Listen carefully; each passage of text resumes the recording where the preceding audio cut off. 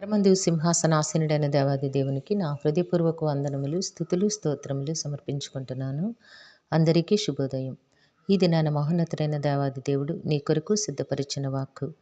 ఆయన యథార్థవంతులను వర్ధిల్లజేయును, యుక్త మార్గము తప్పక నడుచుకొని వారికి ఆయన కీడముగా నున్నాడు.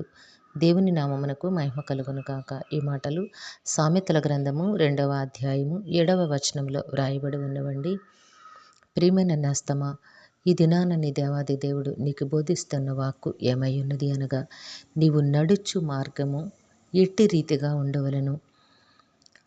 నీవు ఈ మార్గము గుండా నడిస్తే నీ బ్రతుకు కూడా ఆ విధముగా ఉండబోతోంది.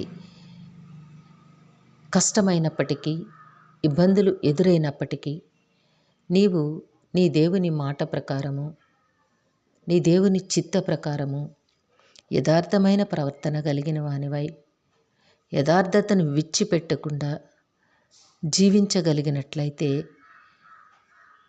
నీ జీవితము, నీ మార్గము, నీ బ్రతుకు, నీ కుటుంబము సమస్తము కూడా ఎంతో నీవు ఊహించని అంత ఉన్నతముగా వర్ధిల్లుతోంది, ఆశీర్వదింపబడుతోంది. ఎందుకంటే మాట ఇచ్చిన దేవుడు నమ్మదగిన దేవుడై ఉన్నారు. నీ బ్రతుకును వర్ధిల్లింపచేయుట ఆయన సంకల్పమై ఉన్నది గనుక నిన్ను యథార్థతను విడిచిపెట్టకుండా తన కృపలో యథార్థవంతునిగా జీవించమని దేవాది దేవుడి దినాన్ని నీకు తన వాక్కును అనుగ్రహిస్తూ ఉన్నారు. యుక్త మార్గము అనగా మంచి మార్గము తప్పక నడుచువారికి ఆయన కీడముగానున్నాడు. నీవెక్కడికి వెళ్ళినా గాఢాంధకారపు లోయలో నేను సంచరించినను ఏ అపాయమునకు భయపడను అని దావీదు భక్తుడు చెప్పినట్లుగా నీవు కూడా ఎంతటి ప్రమాదకర పరిస్థితుల గుండా ప్రయాణము చేస్తున్నప్పటికీ కూడా ఆయన నిన్ను ఉన్నతమైన రీతిలో చాలా ఆశీర్వాదకరమైన మార్గముల గుండా నిన్ను ఆయన నడిపిస్తారు. ఎందుకంటే ఆయన నీకు కేడముగా ఉన్నారు, ఆయన నీకు రక్షణగా ఉన్నారు, ఆయన నీకు బలమైన దుర్గముగా ఉన్నారు. కాబట్టి నేస్తమా, నీ మార్గములను సరిచూచుకొని నీవు అడుగులు వేయవలను. యథార్థవంతునిగా జీవించు. నీకు పోయేదేమీ లేదు, కానీ దేవుని ఉన్నతమైన ఆశీర్వాదములకు నీవు వారసునివి కాగలుగుతావు. కనుక దేవుని మాటలు నీ హృదయమందు భద్రపరచుకొని ఎన్నడూ యథార్థతను విడిచిపెట్టకుండా యుక్త మార్గముల యందు నీవు నడుచుకొనినట్లయితే దేవుడు సిద్ధపరిచిన ప్రతి ఆశీర్వాదమును నీవు తప్పక సొంతము చేసుకుంటావు. దేవుడు నిన్ను దీవించి ఆశీర్వదించునుగాక. ప్రార్థన చేసుకుందాము. సమస్త ఆశీర్వాదములకు కారణభూతుడైన తండ్రి, మీ ఘనమైన నామమునకు వందనములు. మీ బిడ్డకు మీరు ఇచ్చిన వాక్కును బట్టి స్తుతులు సమర్పించుకుంటున్నాం రాజా. మా ప్రియులందరినీ, వారి కుటుంబములను మీ దివ్య హస్తములకు అప్పగించుకొంచున్నాము తండ్రి.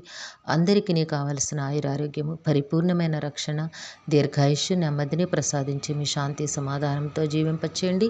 బిడ్డలని జ్ఞాపకం చేసుకోండి. ఉన్నతమైన విద్యను ప్రసాదించండి. పరీక్షలు రాస్తున్న ప్రతి బిడ్డకి నాయన మీ కృపను తోడుగా ఉంచండి నాయన. రాసిన ప్రతి పరీక్షలోనూ కూడా మీరు జయమునివ్వండి నాయన. పరీక్ష రాసేటప్పుడు తండ్రి నాయన చదివిన ప్రతి సంగతి జ్ఞాపకం వచ్చి ప్రతి ప్రశ్నకు సరి అయిన సమాధానమును రాసి ఉన్నతమైన విజయమును పొందేటట్టు దీవించమని వేడుకుంటున్నాము నాయన. బిడ్డలని జ్ఞాపకం చేసుకోండి. సకాలంలో బిడ్డలందరికీ చక్కని ఉద్యోగములు, వివాహములు, గర్భఫలములు ప్రసాదించి మీ కృపలో ఆశీర్వదించమని వేడుకుంటూ ఉన్నాము. మా ప్రియులు చేస్తున్న పనిపాట్లలో, ఉద్యోగ విధులలో, వ్యాపారముల్లో తోడుగా ఉండండి. బిడ్డల కష్టములకు అనేక రెట్లు ఫలములు దయచేయమని మీ కాలు పట్టి వేడుకుంటున్నాము. ప్రయాణముల్లో తోడుగా ఉండండి తండ్రి. ముందు వెనుకలు కుడి ఎడమలు మీ దూతలను కాపుదలుగా ఉంచి నడిపించమని ప్రాధేయపడుతూ ఉన్నాము. జీవము కలిగిన దేవుడా, ఈ దినము పుట్టినరోజు, వివాహ దినమోత్సవంలో జరుపుకొంచిన బిడ్డలందరికీ మీ ఆశీస్సులు, దీర్ఘాయుష్ను అనుగ్రహించి మీ కృపలో జీవింపచేయమని ఈ ప్రార్థన మా రక్షకుడును మీ ప్రియ కుమారుడైన యేసుక్రీస్తు వారి అతి శ్రేష్టమైన నామమున అడిగి వేడుకొనిచున్నాము తండ్రి. ఆమెన్. కరుణావాత్సల్యత కలిగిన దేవుడు మీ కుటుంబ జీవితంలో ఉన్నతమైన ఆశీర్వాదములు అనుగ్రహించి మిమ్మును ఆయన నామ మహిమ కొరకు జీవింపచేయునుగాక. Amen, amen, amen.